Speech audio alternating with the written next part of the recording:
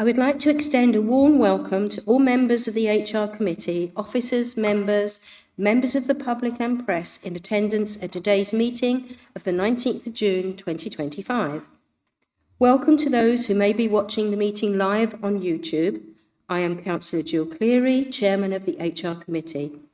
I would now like to hand over to Democratic Services to read the following housekeeping note. Thank you, Chairman. Please note that this meeting is being broadcast live on the Council's website and on YouTube. It will remain available for a minimum of 12 months. I would remind those in attendance to use the microphone when speaking and remember to switch it off once you have finished speaking. Please switch any mobile devices to a silent setting for the duration of the meeting. If the fire alarm rings during the meeting, please can everyone leave the room immediately and use the nearest fire exit. Do not use the lift. Please go to the fire assembly point, which is located at the bottom of the car park by the garages. Thank you. For the benefit of those watching the meeting online, please would members introduce themselves during the meeting if not already introduced by name. Thank you. Apologies, I have one, Sean Cullen. Are there any others? No. Item 1, minutes. To approve the minutes of the meeting held on the 13th of March and 12th of May 2025. Do you agree them? Agreed. Thank you. Item 2, declaration of interest. Do any members have any interests to declare? None?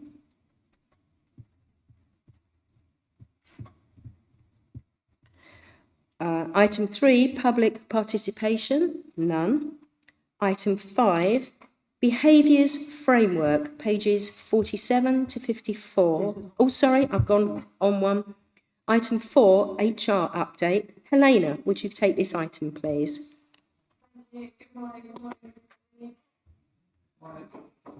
Sorry, mic on. Good morning, everybody. Yes, this is our regular HR update report that we do each time for you. I won't look at every single item that's in it, but just to draw out a few highlights, if I may. So item 3 is the staff engagement survey. We have now done a draft action plan, and I'm really pleased to say that having reviewed that yesterday, along with Kate Hardy, there are quite a lot of issues that have either already been actioned or that we know we have a plan to action them in the near future. So the plan now is to share that with the staff, and we want to come up with a way to make that quite live for people, particularly at the depots. So perhaps with some posters that are really easy, we can put them up in where they perhaps congregate, in the supervisor's office, for example, and along the lines of what we did last time, which was a kind of you said and so we've done, so people can sort of see the actions that we have taken. So I'm really pleased with that. In terms of recruitment, we've spoken to you before about the local government national recruitment campaign. That will also be happening again later next year. So we will keep you informed of how that is progressing. Zoe's been part of the recruitment process review. We've been working with the transformation team to look at how we can streamline some of our processes and automate it where we can. So that's an ongoing thing that we hope later this year managers will see some benefits from that. The learning management system, you can see from the list of courses that we've put in there for you, it's definitely getting developed and people are using that now. Learning at Work Week. I'm sure you will all have seen some of our communications about Learning at Work Week. We managed to get out to the operational depots and do some bits and pieces with them to make sure that they were engaged in this as well. We had the event out on the lawn here. Some of you I know came along and were there for that. And we used that as well to get a little bit of feedback on the behaviours framework, and that will come to you as an item in a minute. But it was a really good day. The weather was kind to us as well, so we were able to sit outside And I think the table tennis table was set up and some people did actually have a go at that. Not myself, I hasten to add, but it was used by some of the staff. HR service review. So attached as Appendix 2 is the HR service review that my team did looking back over the last year. One of the main reasons that I asked them to produce this was because out of the staff survey, there were some comments by the team that they didn't particularly see the connection between what they did in their roles and the corporate plan and what we try to achieve, particularly working with the residents. When you're an internal service, sometimes that's quite hard to see the link. So actually we've pulled together this document. You can see how much work the team do. And I think actually they almost surprised themselves when they pulled it all together and put it into a document that you can read. So I'm really pleased that they did that. And I think it was definitely worth the effort. So that was great. The EDI group continued to meet, and we have now got our away space. If you may not be aware where it is, it's down here in the north wing at the other end. It's a nice space, it's quite cool. We've put it in so that if people wish to reserve their religious beliefs and pray, I know we've had people use it for breastfeeding and expressing milk. So it's there for people to use if they need to. So we will do a bit more promotion about that, but I can tell you that has actually been used already. So quite pleased to be able to tell you that. Disability Confidence Scheme. Now this is a national scheme. We've been in it for some time. It enables us to put their logo on our job adverts, for example, and we've just reassessed that through that scheme, and we've been given our level 2 award again for another 3 years. So we will continue to use that logo. And probably the last thing that I would like to highlight for you is the case manager system that we've now got in play. We've been working hard with support from ICT as well to put a case manager system in place, and that enables us to have a dashboard, and we can split that dashboard by each service area, so we can share that information with each strategic director, or we can share it with, for example, each service manager.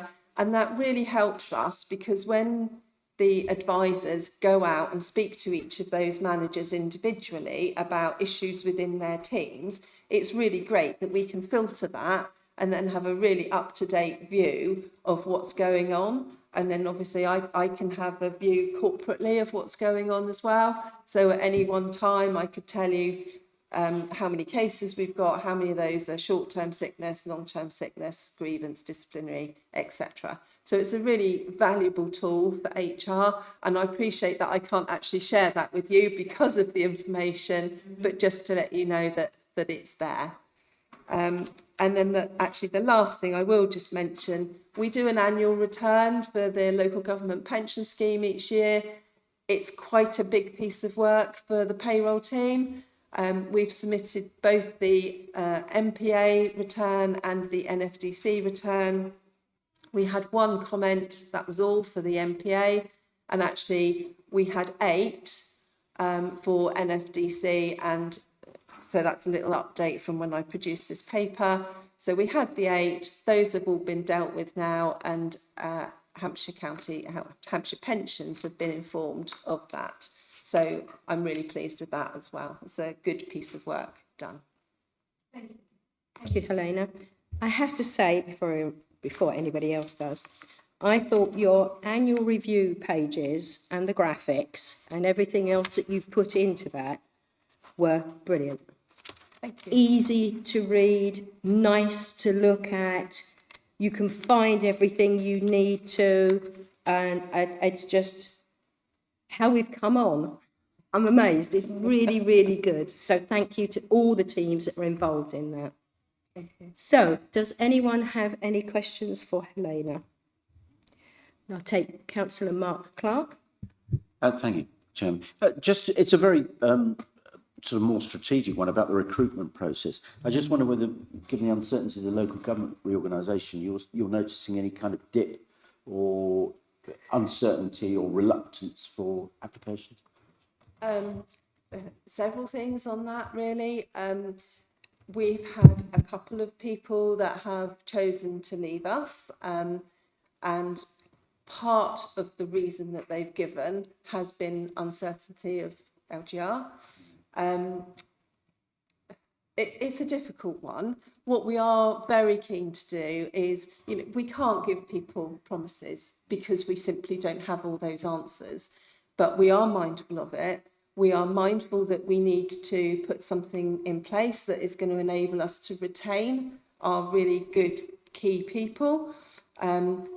Jade is going to talk to you about our market supplement paper in a minute, but just so that you are aware, we are going to be looking at market supplements and ensuring they are fit for purpose and having a mechanism which will enable us, if we need to use those for us to be able to retain some of our key personnel at any level across the organisation. I think it's, we want to keep our really good people, obviously, but also trying to find a way to make ourselves still attractive to other people. And we are a great place to work, and I think we just need to keep telling people that and ensuring that we are doing the right things. The people strategy is in play, the behaviours framework is a key piece of work. So we're going to make sure that we look after our staff, we treat them well, we treat them with respect, and it's part of the bigger picture, isn't it? You might want to argue that actually no job is 100% secure, whether that's private or public sector, because things change, and we can't give guarantees to people, but we can do our best to keep the really good ones, the ones that we want to keep. And Mark, we won't be the only council going through this. Yep. This is a problem with LGR. We are well known to be a wonderful place to work. We are known to really respect our employees. So I don't think, touch wood, we're going to have major problems like some other councils. I won't mention, but I think we can only do our very best. Any other questions? I've got Steve Davis. Thank you. My compliments for a brilliant report again. Thank you very much. Very open and honest, which I think is so important. There's one thing I found a little disturbing was on page 13 in the corporate issues. The very first bullet point there, 7% have been subjected to bullying in the last 12 months. That does seem remarkably high. Is it 7% of those that replied? Can you tell me, is it focused in any particular service area? I mean, was it a very wide term? Yes. So we also want, when we ask that question again, we need to be a bit clearer with people, because what we didn't define is whether that was through members of the public who may perhaps have made a bad comment towards our staff, or whether it was actually something that happened internally amongst the staff. So we've had a new bullying and harassment policy, which we have published since the survey was done. And of course, this is only those staff that complete the survey.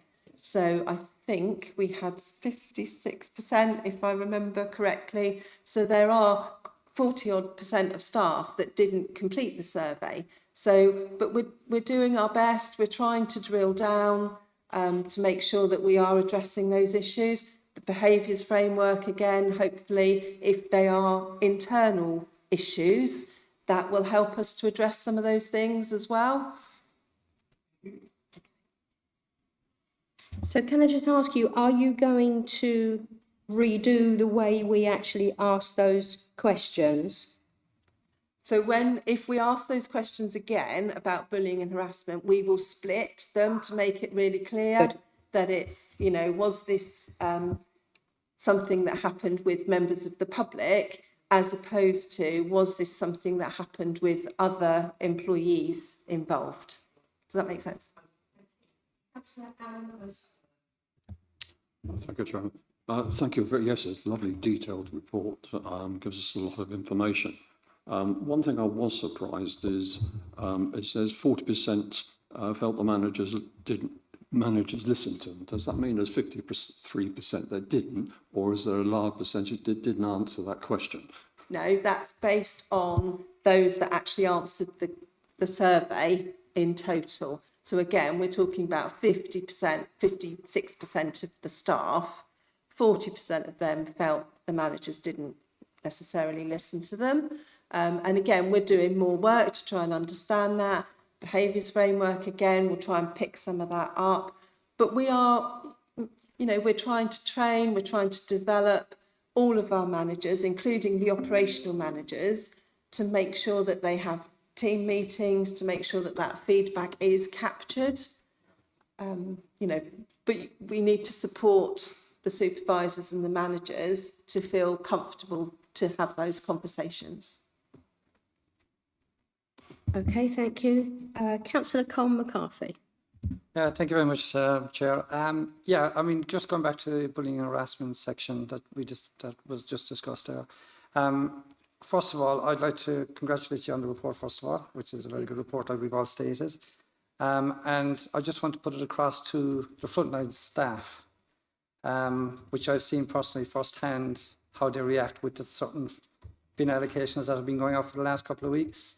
My credit to, I have to admit, to the person that I was dealing with at that time, who came up, that was being harassed by the public, and they dealt with it very, very accordingly on behalf of the NFTC. So I'd like to pass that back to your team and tell them that they did a great job on phasing that out. So yeah, but in reference to the harassment side, if they're going out and they're doing things like this, is there any way that from a council's point of view that we can support them by giving them security by being harassed, like cameras or something that they can put on their body cam or something like that? Because that what I saw on that day, I'm surprised that he didn't get his head beaten off, because you got certain relevant individuals in the public that are abusing the frontline staff, which I think is unacceptable. And I'd like to know more, like from our point of view, what we can do to stop that. Okay. So all verbal abuse incidents towards staff from members of the public are recorded and sent to the health and safety team for an investigation. So every single instance is investigated on its own merit. In terms of lone working and things like that, we have a number of different solutions. So we have what we call as a lone working monitoring system, which is an app-based device which has a call for a button to essentially call our CCTV control room for support. And then they can use that to, in some situations, if you're in someone's property, I've personally had to do it, where that person is it's hard to leave that property because the situation is escalating. I've used that button to then say, my manager's on the phone, give me 5 minutes, and then it gives me the opportunity to leave the property. We also have an Orbis device which has a panic alarm, which basically looks like one of these, which we've now implemented, which has a panic alarm on the back. They can press that. That then goes to a call centre based in Liverpool, which can then track you by GPS, and they can hear through and talk to you through the device itself. They will then have 2 operators manage that call. One will be dealing with the person on site, the other person will be contacting the emergency services, and with their accreditation they go straight through without calling 999. They basically go to the local emergency service to provide support. So the team, as I say, we're constantly investigating as part of my report as well. Kate and Zoe have also done lots of conflict management training, which has clearly paid off as well, but ultimately they need to leave that situation. So it's a continual thing, as I say, in all of my reports as well, as stats that we're definitely on top of. Okay, thank you very much, because as the council, we do have to protect our employees from the public. And in fairness, I think you did a great job. So thank you for that. Thanks. Thank you. Let's now take Councillor Kate Crisell.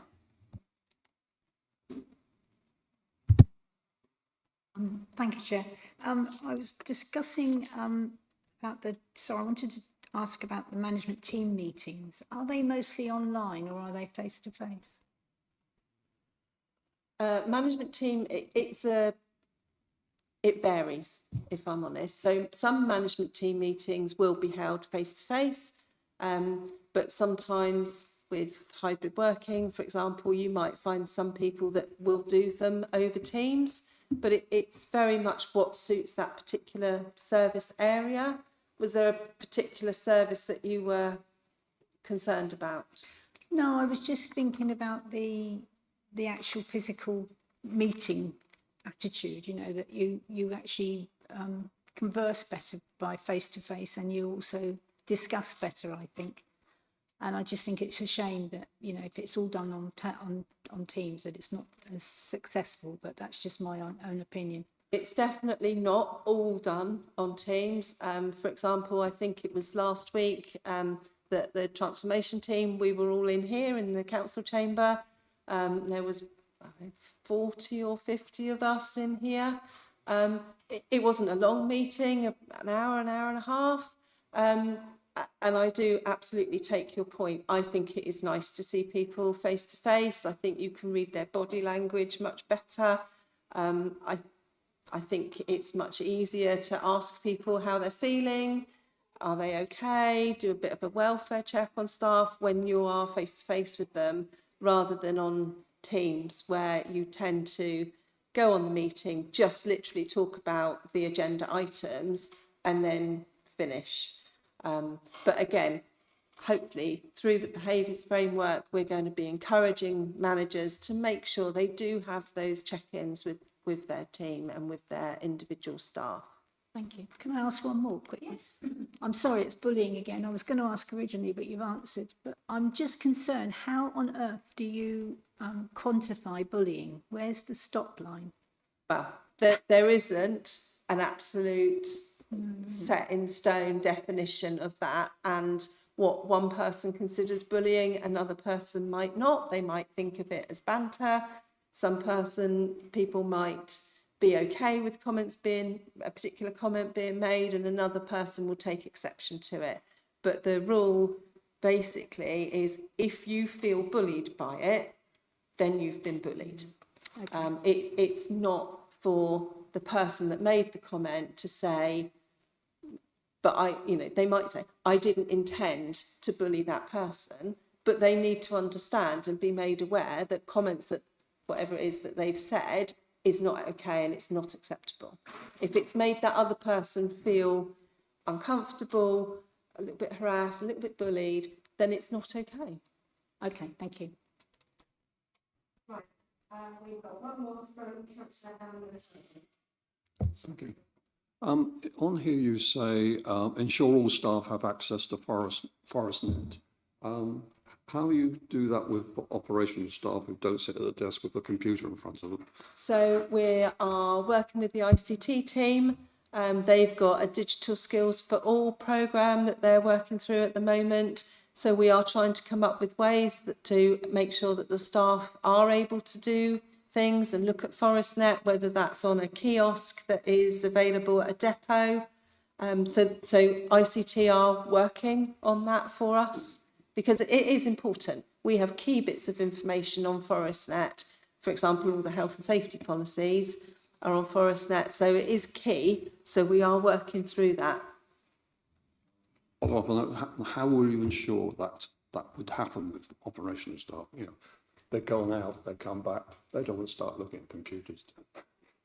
Well, but if they want to be informed, then there has to be a way, doesn't there? There has to be a way. Kate, do you want to come in? Hi, I'm Kate Hardy. We're working as part of the people strategy on some of the engagement and internal communications mechanisms. We've got a new starter coming in about two or 3 weeks, and she's really going to be focusing on our internal engagement and comms across the organisation, and we'll be regularly at our different locations. One of the things that, just to build on what Helena was saying, is that we're looking at, for want of a better description, a kind of a McDonald's style kiosk, where if somebody wanted to book their annual leave and things like that, they can do it quite quickly at a kind of a kiosk that's got an open access. Obviously it'll have the security requirements in place.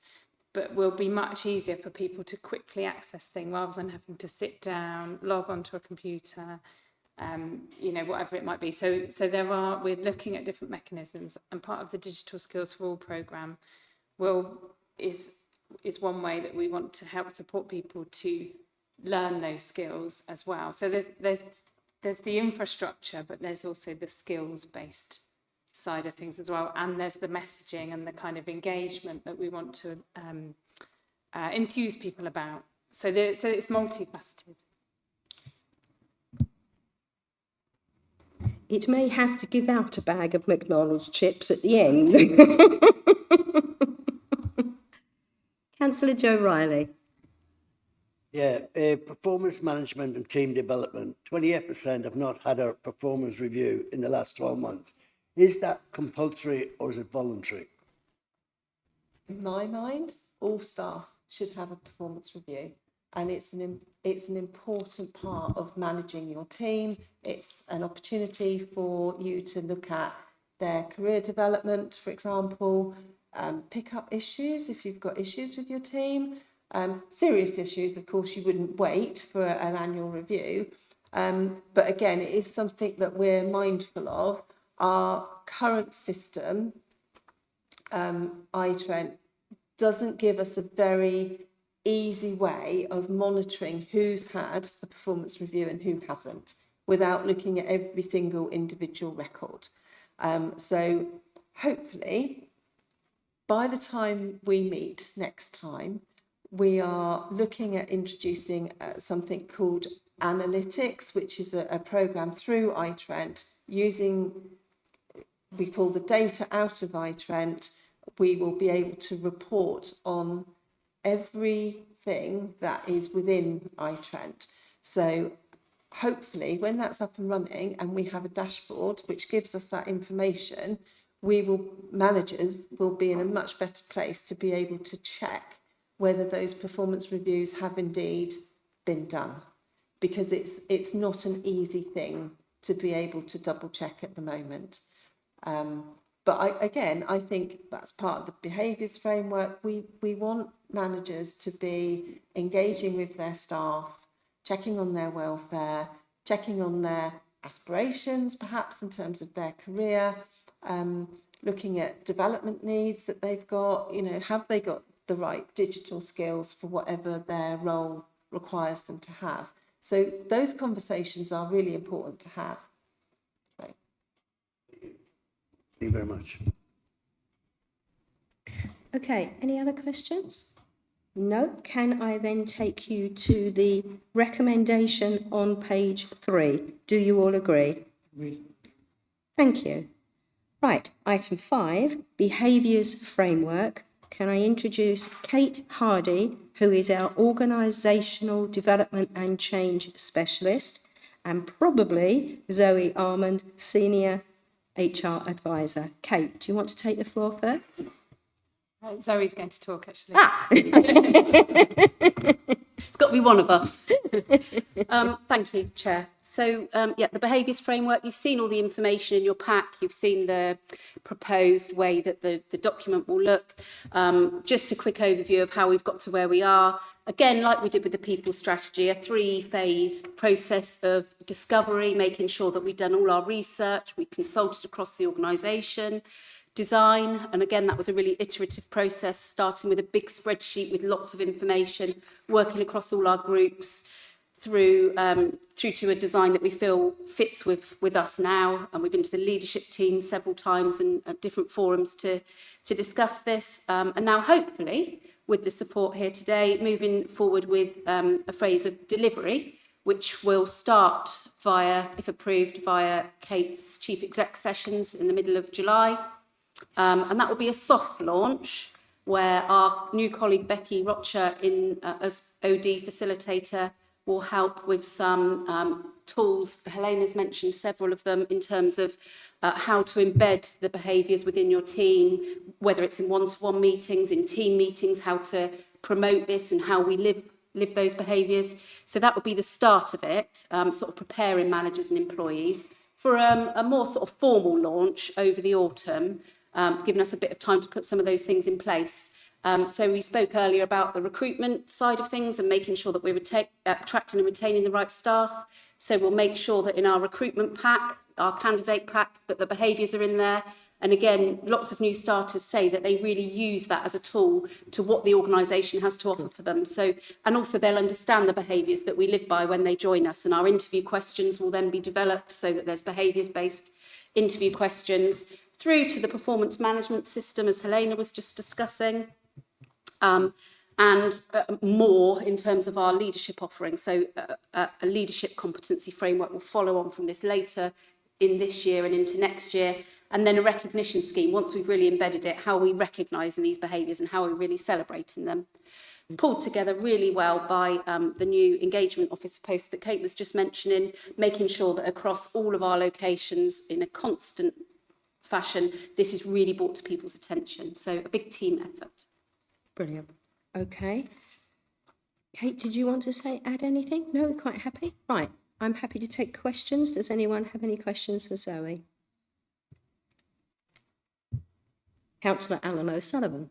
It's just a short one. How are you going to make sure, again, all the staff get to see this and know about it? Yeah, so initially, Kate will be doing her chief exec sessions in July, and it will be brought to life through that, and there'll be an activity within that to help people to see how they're living those values. So that's initially, but not everybody will get to those sessions, but we'll also be out at the depots. We've already booked in for housing, maintenance meetings to meet with all those teams, and we'll work across the organisation to make sure that we're not just saying this is the framework, but how we're going to live it and how we're going to breathe it. And then, like I say, that's a soft launch, and then as we move into autumn, it will feed into one-to-one meetings, team meetings, performance reviews, and be part of that leadership competency framework, which will be developed into next year. But the engagement officer will be really key to making sure that that is a message that's not just up on a wall, but is being lived across teams. So one of the things at the housing maintenance meeting will be, how are we living it? How are you living it? How do we plan to live it moving forward? And at Learning to Work Week, we started to do a bit of that, testing out the behaviours. And one of the things that came forward, I seem to use the same example, there were lots, but one of the examples that came forward was at Hardley Depot, where one of the street scene workers said, I really feel that I have pride in the job that I do because I work forward, I'm cleaning the street, I'm emptying the bins and it looks really messy. And then I look back when I'm at the top of, say, Lyndhurst High Street, and I look down and I think, that's a job well done. And that was an example of taking pride in the job, so how people live it. And that's how we hope to bring it to life. Kate, I don't know if you've got anything else to add. Okay, brilliant. Thank you. So, can I take you on to the recommendations on page 47? Do you all agree? Agreed. Thank you. So, item 6, annual review of market supplement payments. Can we go with Jade Carter, who is our payroll manager? Jade. Good morning. This is a report on our annual review of market supplement payments. It's a factor report looking at the review that we conducted for April 2025. Our current market supplement policy states that such payments are intended as a short-term solution and therefore must be reviewed annually. Our first annual review was conducted last year. Prior to this, reviews of payments were carried out by the service area and not as a corporate matter. Last year's process was largely manual. However, this year we've implemented a new automated system with the help of ICT, and this generates the forms and helps control the approval process. So what we do is in February, we identify all those employees who are in receipt of a market supplement, and then we ask their managers to assess whether the payment should continue, be amended, or be removed. Once the manager has submitted their recommendation, it is reviewed by the relevant service manager and then escalated to the appropriate strategic director for final approval. And then upon the final approval, an automated form summarising the decision and approval notes is generated, and we save this to the employee's payroll file on SharePoint. So as of the 1st of March 2025, before the review, there were 64 employees in receipt of a market supplement. The majority of the market supplement payments have been brought in to successfully recruit LGV drivers and building control surveyors. So 51 of the market supplement payments were for these roles. The remaining are more widespread, not covering any particular area, and have just been introduced where necessary to enable recruitment. So 46 of those employees in receipt of a market supplement were covered under the market supplement for drivers and were considered as a group. The remaining 18 were subject to the review process I just detailed. So following the review, there have been no changes made to existing arrangements and all market supplements have continued.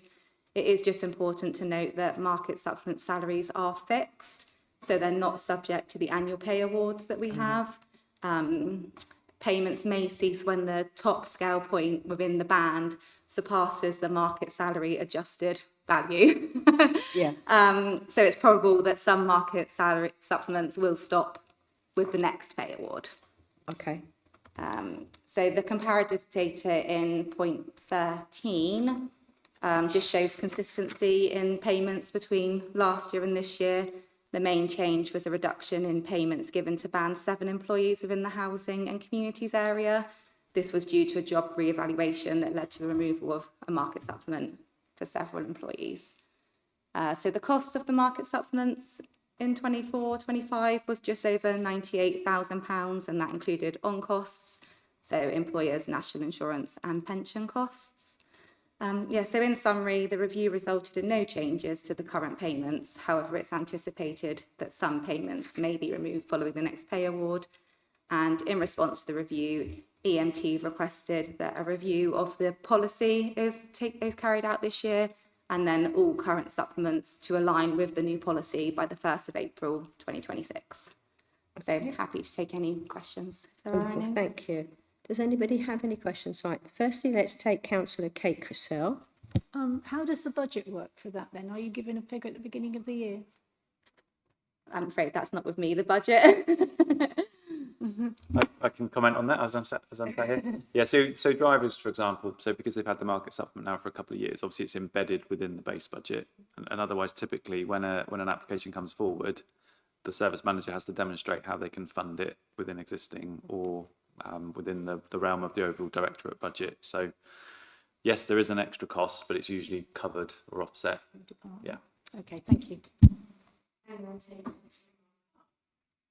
Thanks very much. Thank you. It just feels a bit out of kilter because, I mean, on 64 employees, that's an average of about £1,500, which suggested the pay bands then are falling quite far behind if you're giving that kind of supplement to retain the image. How much are we out then in terms of looking at the market across other authorities that are paying similar? I'll take that question for Jade. We're not out really compared to the market. We are part of, through South East Employers, we are part of a group of people that use a system called Infinistats, and that enables us to do some benchmarking with similar authorities. That it comes with a little bit of reserve because not all authorities, for example, have their own in-house waste collection service. So we are a bit mindful when we look at those figures, but we do regularly look at particular roles. If we've struggled with recruitment, for example, we would look at what other authorities are doing. So we do bear that in mind. And although, yes, we have got, like Jade was saying, that number of people getting market supplements, some of those will, of course, have been reduced as the pay award has been issued to people. So some of those people may not be actually that far now above the top of what would be their normal salary range. Does that make sense? Yeah, kind of. I mean, presumably, all in agreement with the trade unions. That's all. Absolutely. Yeah. Yes, Okay. absolutely. Our market supplement policy, as with all our employee policies, always goes through the trade unions for them to be able to comment on. And so far that I've not had any negative comments from them. Okay, can I go to Councillor Alan O'Sullivan, please? Okay. I think you've sort of past answered this I noticed on the 50 plus, there's quite a few have gone. I presume that's retirements. Probably. Yeah, I would because the say 50 plus probably, is yeah. reduced quite a bit. So I presume they've been replaced by younger staff, perhaps.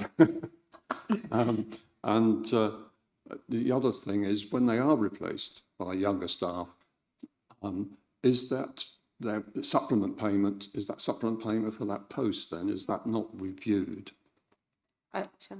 Yeah. So in the case of drivers, as it is, they are decided as a group, any driver replacing a driver would still get the market supplements. It'd be on a like-for-like basis. I wouldn't know. I would imagine for other posts, it'll be on a case-by-case basis as to whether they would still receive the market supplement or not, probably depending on recruitment. I just thought of something else.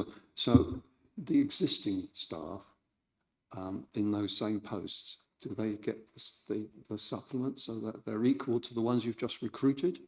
We would always look at that. If we've got, most of these people are in, if you like, standalone roles. So we would be very cautious to give a market supplement to a person who's in the same role as other people. So if, for example, a planning officer, we would not be looking to give a market supplement to one planning officer without having reference to the other people that are in, if you like, the same job description. So we would always be mindful of that. And that is currently within our market supplement policy as well. But like I said earlier, we're going to review that. It will come back to this committee, I'm sure, in September with any revisions that we need to make to that to make sure it is fit in terms of looking at local government reorganisation, and also to make sure that we are looking at our existing staff as well and doing everything. It always needs to be fair at the end of the day.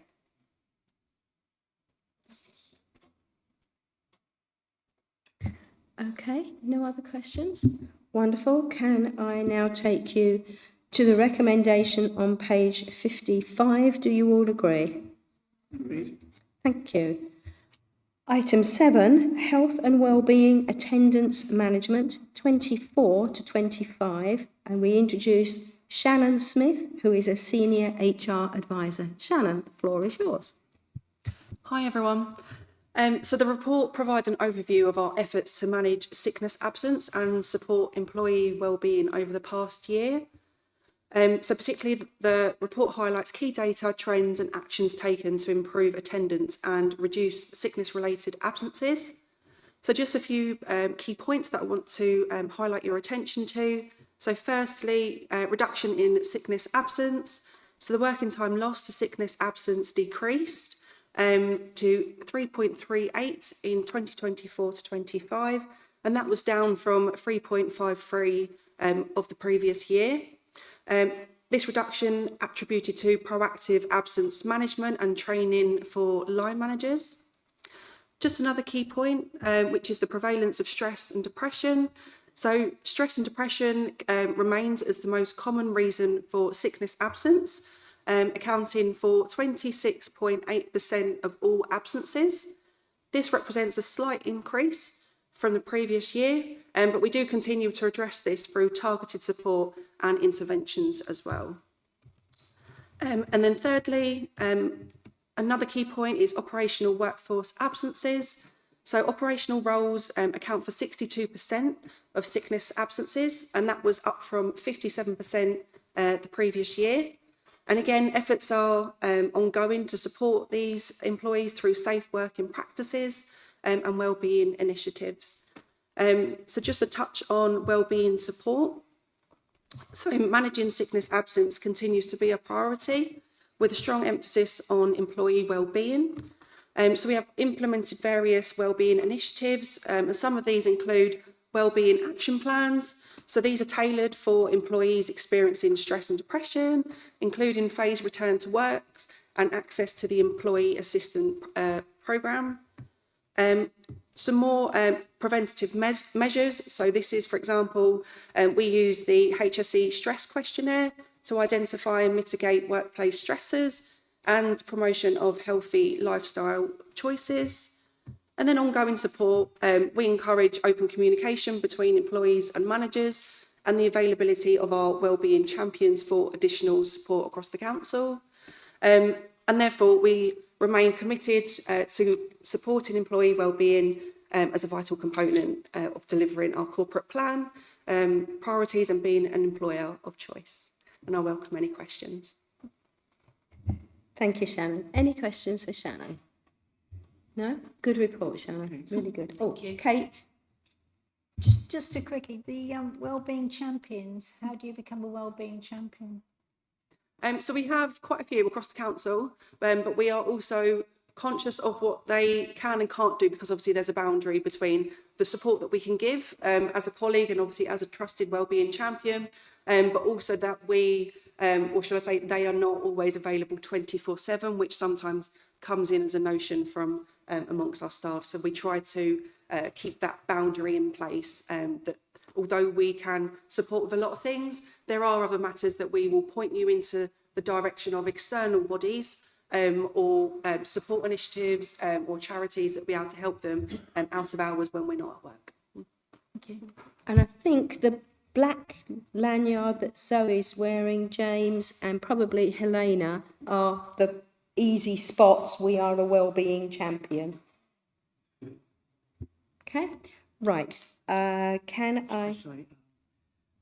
Sorry, Kate. just to add to what Shannon has already said, you do actually have to undergo training to become a wellbeing champion. We don't just pick people out that are interested in doing that. So there is that course that they have to attend. Right, can we now go to Councillor Jeremy Heron, please? Yeah, I'm assuming that we're hoping that the rollout of the wheelie bins will reduce your skeletal and muscular report and the numbers on that. But more importantly, on the mental health side of it and the support, stress and depression, not as appropriate for this report, but do we monitor whether there's areas within the council that this is particularly flaring up, or and address that if we do find that there's a local area of causing it, or do we just take it as a single round figure across the whole of the council? What I would say now with the case manager, that's much more easier for us to track. Generally, I'm going to say they tend to be individual issues. I'm not aware that we have ever, in terms of stress and depression, picked up or seen that an actual, tracking of it being in one particular area. And also bear in mind, people may be off under stress or depression, and it could not be a work-related issue. And I'm going to say at least 50% of those people are off because of home-related matters. So there's not that trend in terms of a particular area. Thank you. Okay, can we go to Councillor Joe Riley, please? Well, it's the same kind of question, really. How does the council get the people back, with their long-term illness? Okay. How does the council deal with that? Yes, okay, thank you. So once people have been off for a certain length of time, we'll be asking our occupational health service to review that person, give us some ideas and some how we might manage them back to work. Sometimes that's a phased return, depends on the nature of why they've been off. But it could be a phased return. They might say, oh, well, week 1, they'll do a Tuesday and a Thursday, and week 2, they do Monday, Wednesday, Friday, for example. They might say mornings only for a period of time. If it's more of an injury that they've been off with, they might say to us, well, they could come back to work, but please try and avoid doing particular tasks. So when we ask occupational health to give us advice, quite often we'll send them a copy of the job description so that they understand what that person is required to do when they are back at work. So we would work closely under that guidance from occupational health with the individual and the manager to try and help and support them to come back to work.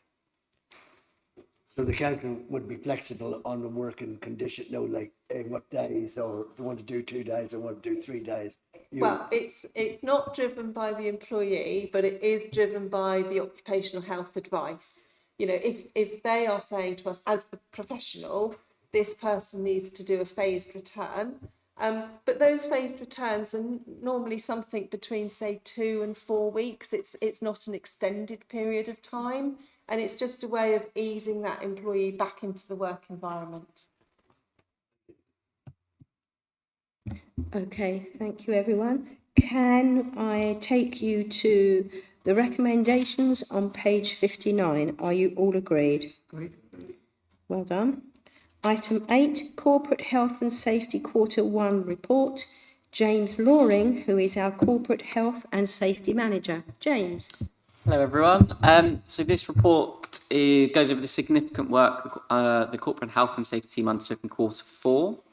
So I'll just do a couple of highlights. We undertook 2 audits in quarter 4. One was with the gas team and housing maintenance, and they scored 84.32% and identified only 1 high priority action.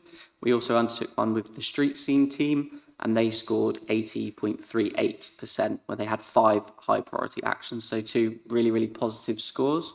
And we've seen really good improvement from the previous audits that we did about 3 years ago. So they've been up from about 54%, so really positive on that front. The team have also now introduced and updated our warning marker register system, and this is now on SharePoint, so this will allow operational staff to access via their NFDC mobile device, and we're also working with IT to create a specific Power Apps system, which will be downloadable on the NFDC App Store. We, as I mentioned earlier, Zoe and Kate and Anthony from my team provided conflict management training to all of the waste staff as part of the new bin rollout. It went down really well and had some really positive feedback, and we're looking to roll that out across other operational teams and within the housing service as well. So looking to add that as part of a formal part of our training programme. And then just some high-level stats from the accident incident report, which is attached. So we had a total of 327 reports received in 24-25, which was a slight increase of 12 from the previous year. We had a total of 11 RIDDLE reportable incidents, which was a small decrease from the previous year. We have had a 60% decrease in the number of RIDDLE reportable incidents in place operations and sustainability. We had a total of 420 days lost due to incidents and accidents in that financial year, which is a slight decrease from the previous year, which was 449. And housing and communities reported 240 days lost in the financial year. We've also seen a reduction in the number of member of the public incidents every quarter, which is really positive to see. And walking and loading were the top reported activity within place operation and sustainability. So obviously, like we were saying earlier, I think someone mentioned, with the rollout of the bins, we expect that to plummet, to be honest with you. So, and we've already seen really good feedback from the teams out on the ground. So, yeah, so any questions, really? That's the main highlights for me. Okay, I have one first off. Sorry, everyone. Page 75. Item 9, lighting in the benefits area. Have we agreed the blinds yet? Is that sorted? No, nothing's been purchased yet. I've done some tests so you can test the level of lighting that's in there. Obviously, it's sunny at the moment and the team kind of like to have the blinds closed at all times. So it's something that I'm working with facilities to kind of get that ordered, but no order's been made. Okay. And I'm not sure whether it would be Zoe, who's great on graphics, or even Helena. Again, item 9, manual handling concerns.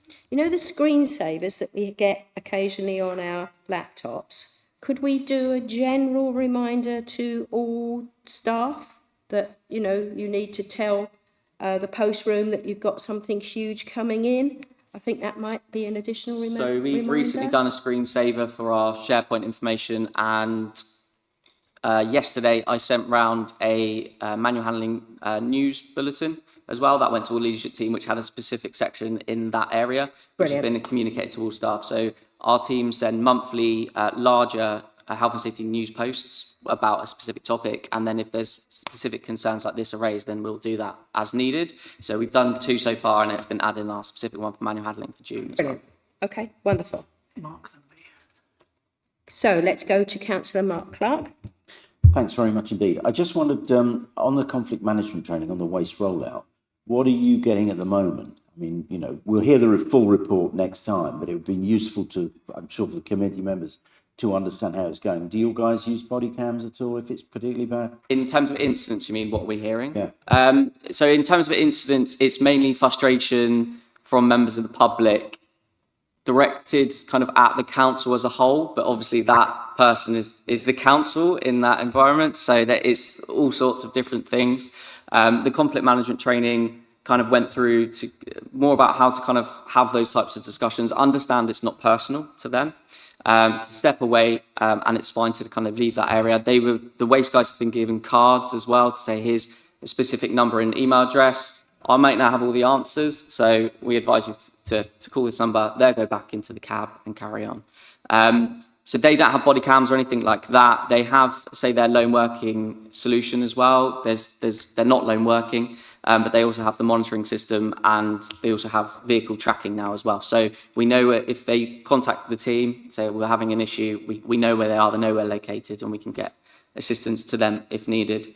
As part of the rollout, I've been out last week every day with my colleagues. It's been actually pretty positive. We were kind of going behind the guys, so we were expecting to kind of get some of the grief, but it was fine, and everyone's been really positive. And I know the team have been dealing with those members of the public and those customers in a really positive way, and we've had really good feedback from members of the public for that as well.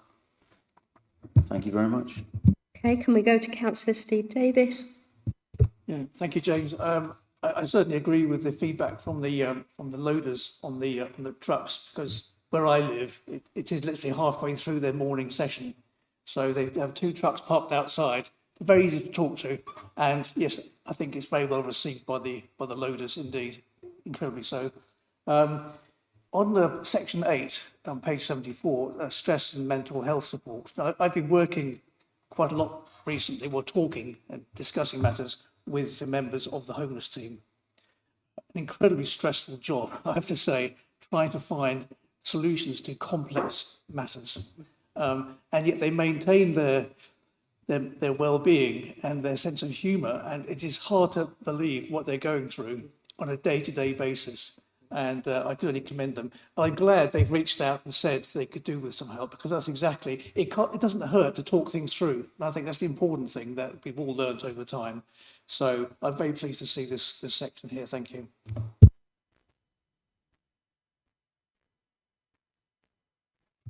On the verbal abuse, is there a level before it's reported? You know, if somebody says, "Oh, wish you put your bin back there," and put a swear word at the front or the end, yeah, does that count as verbal abuse? It's down to, again, it's one of those ones where it's down to the individual. So it's if the individual essentially felt vulnerable or harmed in a way due to that vulnerable abuse.